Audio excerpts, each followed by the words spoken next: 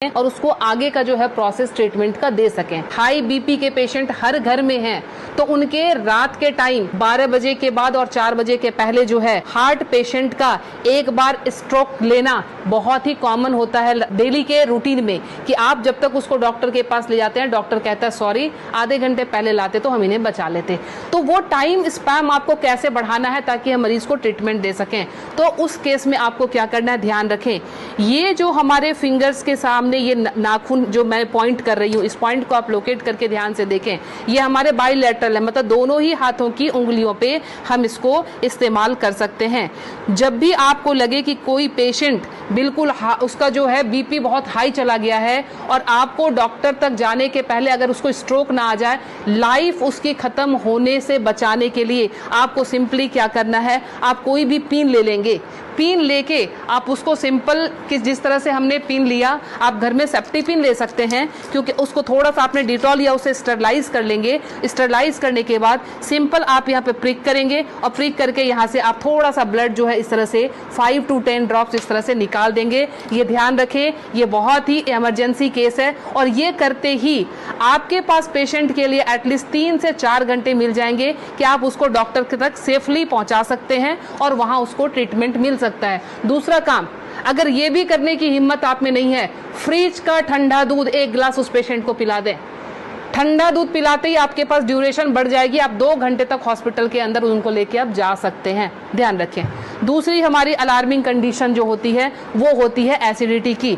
Acidity sometimes इतना high हो जाता है कि रात को सोना मुश्किल, सीने में जलन और भारीपन, उस केस में भी लगता है जैसे हमें हार्ट की प्रॉब्लम आ रही है। उसमें क्या करेंगे उस केस में कि हमने इस पॉइंट को, एसिडिटी की केस में आपने इस पॉइंट को लेना। पॉइंट लोकेट कैसे करेंगे, तो आपने इस तरह से अपने थंब के इस वाले पॉइंट को, फर्स्ट पोर को यहाँ से मेजर कर लेंगे, खोल के यहाँ से मेजर करके आपका जहां ये टच हो रहा है यहाँ से आपने इसको प्रेस करना शुरू किया। 20 to 30 टाइम्स इसको आप डीप प्रेस करेंगे। एसिडिटी बन रही है या फिर सर दर्द हो रहा है एक्सट्रीम पोजीशन पे, आपको उस समय वो रिलैक्स देना शुरू कर देगा, क्योंकि जब जलन होती है आपके बब्स निकलते नहीं है, इसीलिए वो यहाँ पे अटैक कर रहा होता है, जिससे पेन आना शुरू हो जाता है। तो आपको क्या करना है, इसको प्रेस करेंगे, आपको रिलैक्सेशन होना शुरू हो जाएगा। तीसरी चीज, हमारे मोशन सिकनेस, या हम ट्रैवल कर रहे हैं तो हमें वॉमिटिंग आती है, या जनरल केस में भी अगर वॉमिटिंग आती है या नॉजिया रहती है, वॉमिटिंग टेंडेंसी, वॉमिटिंग आ नहीं रही है बट ऐसा लगता है कि वॉमिटिंग आएगी, इस केस को हम कैसे हैंडल करेंगे। आप अपने ये रिस्ट के क्रीज ले लें, ये रिस्ट के क्रीज आपको दिख रहे हैं, इस क्रीज से, ये जो क्रीज हमारी बनी हुई है, इस क्रीज से अपने ही फिंगर को रखना है, ध्यान रखना है, अपने फिंगर के 2 फिंगर को रखना है। इसके बाद ये पॉइंट जहाँ पे आता है इसको आप लोकेट करेंगे और ध्यान से देखें, यहाँ पे 2 आर्टरी आ रही होती है, आप जब फील करेंगे 2 आर्टरी के बीच में, ये यहाँ पे आपको इस पॉइंट को अब दबाना शुरू कर देना है। अगर आप इसको तेज दबाएंगे, इमीडिएटली आपके वॉमिटिंग टेंडेंसी जो है वो वहीं स्टॉप हो जाएगी और ये आपके मोशन सिकनेस में भी काम करेगा। कहीं आप ट्रैवलिंग में जा रहे हैं तो वहां ये काम करेगा। अब मोशन सिकनेस को रोकने के लिए घरेलू उपाय क्या करें।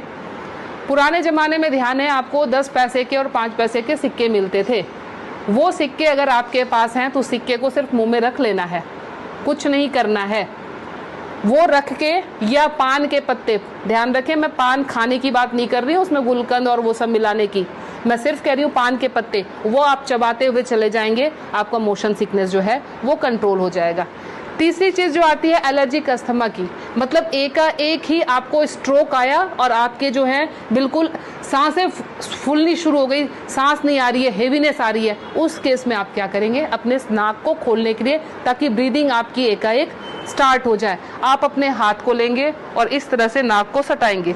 नाक की टिप जो है हाथ के जिस पार्ट को टच कर रही है उसको दबाना शुरू करेंगे और ये बहुत पेनफुल होता है, ध्यान रखें, आप अपने आप भी इसको दबा नहीं पाएंगे, बहुत ज्यादा पेन होता है। हमने पेशेंट को ऐसे किया, ये टिप जहाँ पे आया, और ये 90% पेशेंट को ये पेनफुल वैसे भी होता है। आप उठा लीजिए, अब ये यहाँ पे इनका टच हुआ था, ये जब हम दबाएंगे 90% पेशेंट को वैसे भी, क्योंकि हल्के हल्के एलर्जी की प्रॉब्लम, इन दिनों महामारी के बाद लंग्स सबके वीक हुए हैं, तो सबके जो है ये प्रॉब्लम रहती ही रहती है।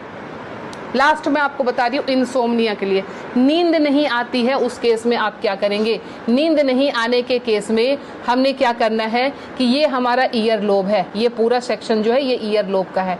रात को आप क्रीम या तेल लेकर इस सेक्शन की इस तरह से हल्के हल्के हाथों की मसाज देंगे।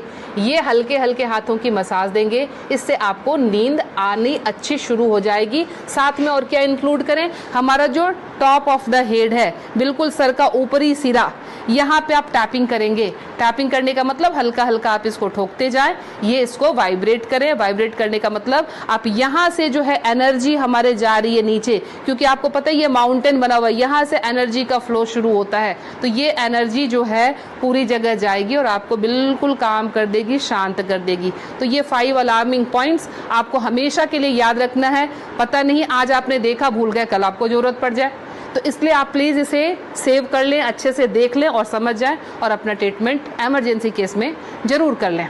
मैं Leena Shrigyan, naturopathy and alternative therapy expert, नई दिल्ली से। मुझसे मिलने के लिए करनाल प्लस से संपर्क करें।